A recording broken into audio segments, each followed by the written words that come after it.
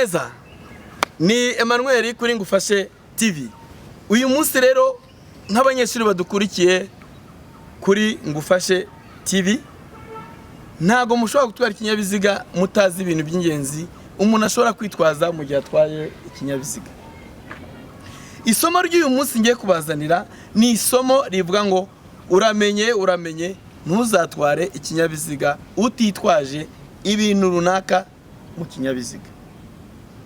Nk'umuntu w'umuyobozi w'ikinyabiziga rero utwaye ikinyabiziga nkatwe tubigisha, hari icyo ugomba kwitwaza ho gakeya.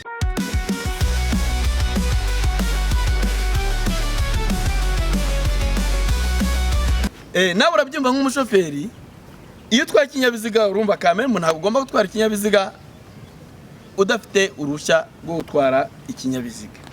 Uru ni uruhushya rwo gutwara ikinyabiziga. Ntabwo ushobora gutwara ikinyabiziga udafite uruhushya rwo gutwara ikinyabiziga. Cyo ni ikintu cya mbere ugomba kwitwaza. Wenda nk'abanyeshuri twigisha tubabwira yuko ntago bishoboka kuzinduka mu gitondo nta ruhushya rwo gutwara ikinyabiziga ufite, ngo ufate ikinyabiziga ngo ujye mu muhanda ufate isafari ugende. Nawe muyobozi nawe mushoferi, natwe abarimu, ibyo ni ibintu tugomba kwirinda, kuko iyo bagufashe rimwe na rimwe udafite uruhushya bakwandikira ikosa ryitwa ngo ni sa kategori cyangwa se ni sa perime. Uruhushya rero murumva ko ari ngombwa. Cyo ni ikintu cya mbere. Noneho rero mu gihe utwaye ikinyabiziga nabwo hari ibindi bintu ababishinzwe cyangwa se polisi zishinzwe zigomba kukubaza. Ibyo bintu rero nibyo ngiye kubereka. Icya mbere ndabibereka, nimara kubibereka nanabereke n'ukuntu bikoreshwa n'impamvu ikinyabiziga kibikenera.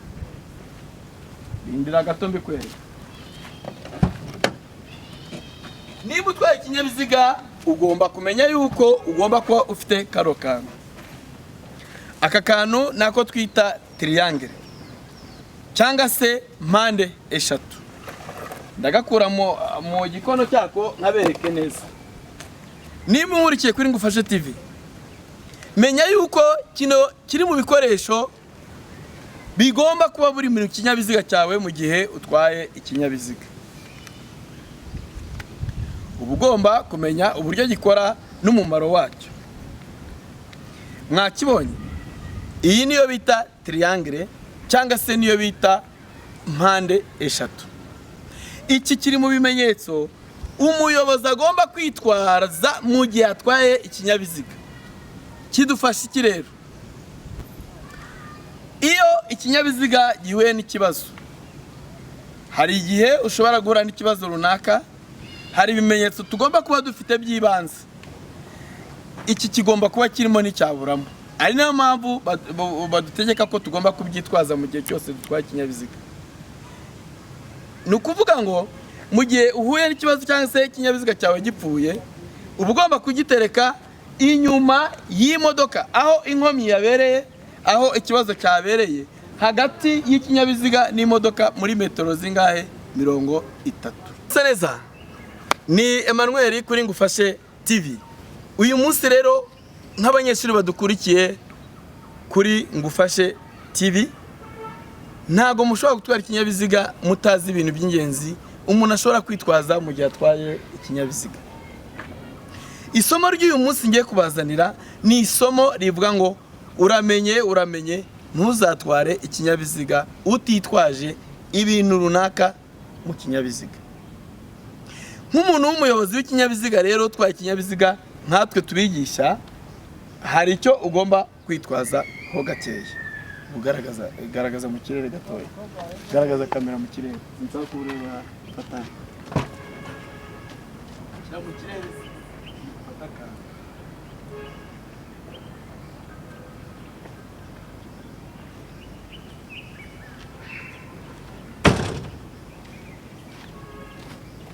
Nawe urabyumva nk'umushoferi, iyo utwaye ikinyabiziga urumva kamere ntabwo ugomba gutwara ikinyabiziga udafite uruhushya rwo gutwara ikinyabiziga.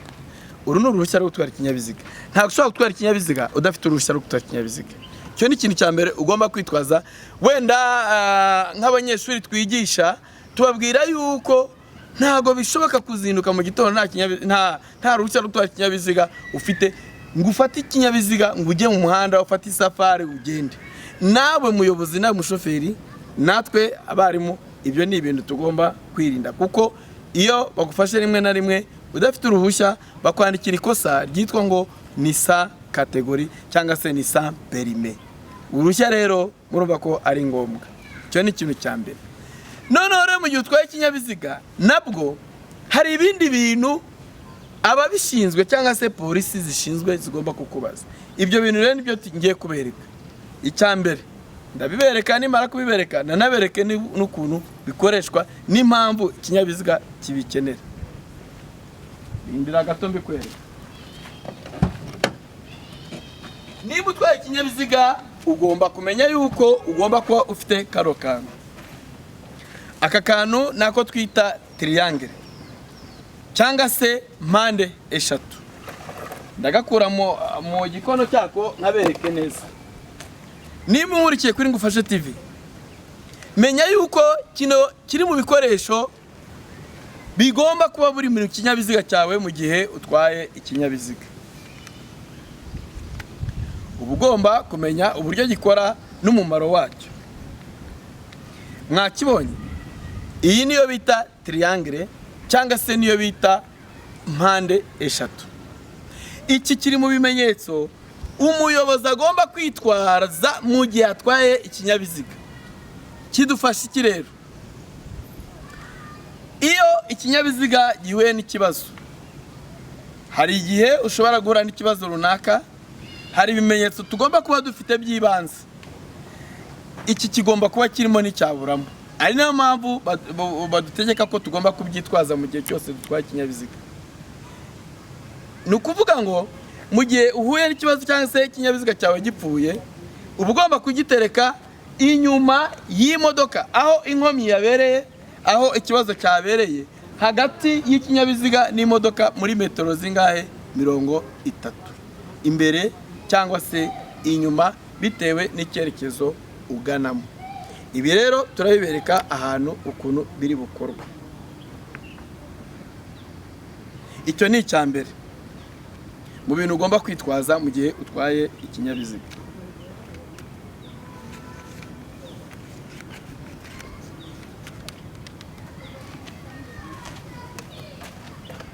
Reka rero tubereke ikindi gikoresho cya kabiri kandi nacyo cy'ingenzi.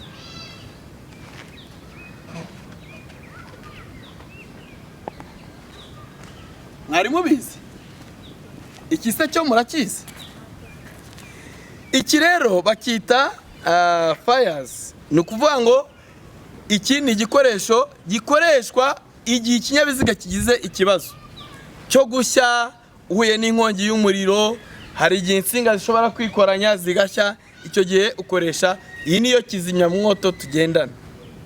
Iyi rero urayifata ukayipfundura nkuko bikwiye, ukayikura mu ntebe yayo aho ibibitse. Haba hari uburyo bw'ubukoresho bwo kuyikoresha kugira ngo ikinyabiziga cyawe ahantu hari gushya ukaba wabasha kugira gute kuhazimya. Tuvuge nk'urugero wenda nimba hano hari gushya, uba ugomba kubifata gutya ubundi ukapuriza. Icyo gihe aho hantu hahiye uhita uhazimya. Ibi rero ni ibintu tuba tugomba kumenya. Nkatwe rero dutwara ibinyabiziga tuba tugomba kuba dufite kino gikoresho. Niyo afanda kubajije arakubaza ufite kizimyamwoto, ukayimwereka. Iyo ntayo mugenzi wanjye barakwandikira. Iki nacyo ni igikoresho cy'ingenzi nagira ngo mbereke umuyobozi utwaye ikinyabiziga aba agomba kuba afite.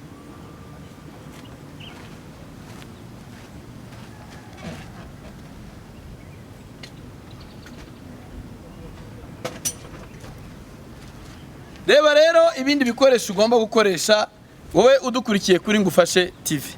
Ugomba gucekinga ukareba ko mu modoka yawe birimo. Ese waruzi ko ipine ry'imodoka rishobora kukuviramo rikavamo uri kugenda? Ese waruzi ko imodoka ishobora kugira gutya ugasanga irapfumutse? Ni ibiki dukoresha? Ukoresha iki gikoresho cyitwa ijeki. Iyi rero ni ijeke idufasha kuzamura imodoka. Igihe cyose uhuye n'ikibazo uba ugomba kuyikoresha. Aka nako ni akantu twifashisha kugira ngo byorohe kugira ngo ijeke yawe ikore. iyi rero ni ijeke. Mu gihe rero ipine ugiye kurihindura cyangwa se ugiye kurihomesha, ukoresha kano kantu, noneho ukajya uzengurutsa ikinyabiziga, uzengurutsa gutya, noneho ya jeke ikazamuka ku buryo izamuka ikagenda igaterura imodoka. Ngira ngo murabere ibi buryo ndi kwizamura. Ibi rero biri mu bintu ngomba kubereka ukuntu bikora. Reka rero tubereke muri make. Ubu ugomba kuba ufite n'urufunguzo, urufunguzo ruri bufungure ya maburo yo kwipima. Reka mbereke muri make ukuntu bikora. Umushoferi wese aba agomba kumenya yuko, aba agomba kumenya iby'ibanze. Ushobora kuba uri umushoferi ariko utarize gukanika, ariko bakaba ari iby'ibanze nawe ugomba kwikorera mu gihe utari kumwe n'umukanishi. Urayizana iyo jeke yawe ukayishyira ahabigenewe,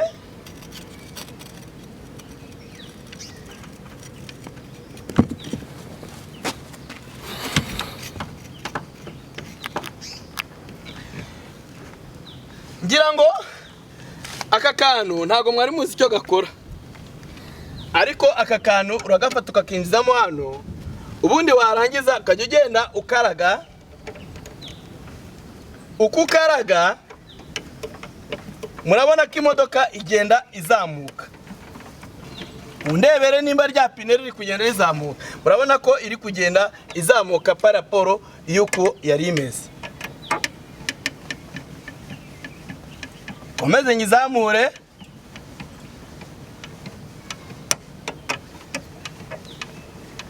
Murabona aho igeze. Ubu ni ukuvuga ngo urabona ko imodoka yanjye nabanje nashyize hejuru, ubura ipine ryanjye nshobora kurifungura nkaba narikuramo nta kibazo. Icyo gihe rero ipine niba ryagize ikibazo uzakoresha ijeke. Iki ni igikoresho nacyo cy'ibanze ushobora kuba wakoresha. Reka twongere dusubizeyo.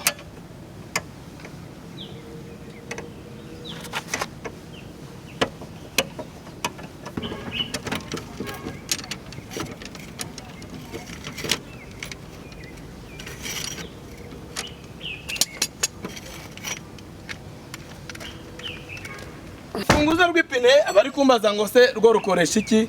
Dore uba ugomba kuba afite, buriya tugira amaburo atandukanye, hari 21, hari 20, hari na 19. Ngewe rero uru nguru ufite ni 21. Urushyiramo hariya, noneho ugafungura imodoka yawe. Imaze gufunguka ugafungura amavisi yawe yose agafunguka. Ubu rero ntabwo ndi gufungura bari kugira ngo ngiye mbereke uburyo bikorwa, cyangwa se n'umumaro wabyo y'icyo bikoresha. Reka rero tugiye kubereka ese mu gihe muhe n'ikibazo runaka, wenda ntwaye imodoka bigenda bite. Ibyo bimenyetso tugiye kubibereka. Reka tubereke kamwe mu kavideo ka runaka kuko imodoka ihuye n'ikibazo runaka. Imodoka yanjye ihuye n'ikibazo.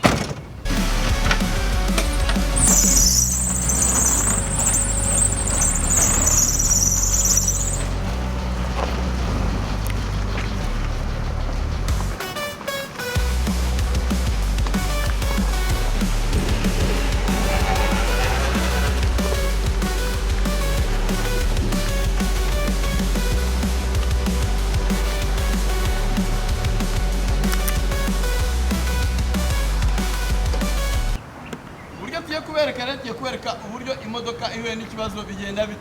Uri mu muhanda uratwaye, uri kugenda.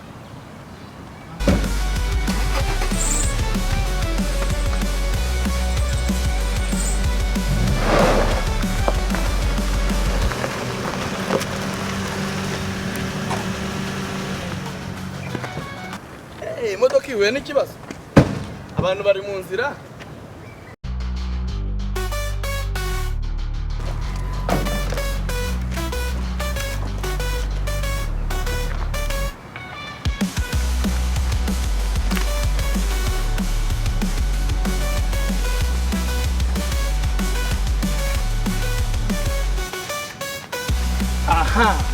Mwabibonye, ubu rero ni ukuvuga ngo ahangaha ndi kumenyesha abantu bari guturuka hariya, mbereka yuko imodoka yanjye yagize ikibazo. Murabona yuko ndabanza nkateramo triangle, uyu niwo mumaro wayo.